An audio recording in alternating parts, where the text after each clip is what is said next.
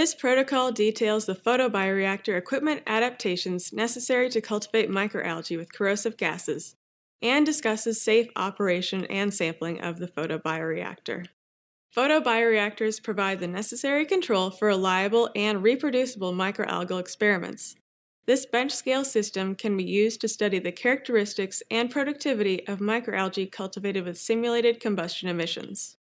This method may be used with other carefully adapted bioreactors or to cultivate other photoautotrophic microorganisms.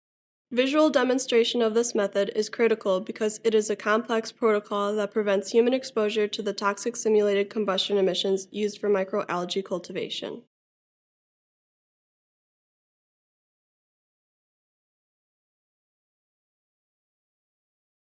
To begin, model the possible accumulated concentration of toxic gases in the room if the fume hood were to fail.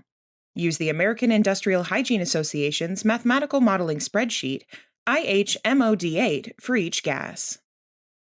From building HVAC maintenance personnel or HVAC technician, obtain Q, the room supply or exhaust air rate, in cubic meters per minute.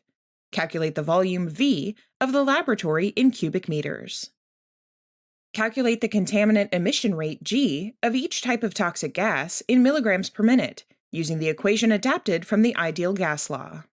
Where P is the fraction of pressure exerted by the toxic gas at 1 atm, Q gas is the flow rate of the gas in liters per minute, R is the universal gas constant, T is temperature in Kelvin, and MW is the gas's molecular weight in grams per mole.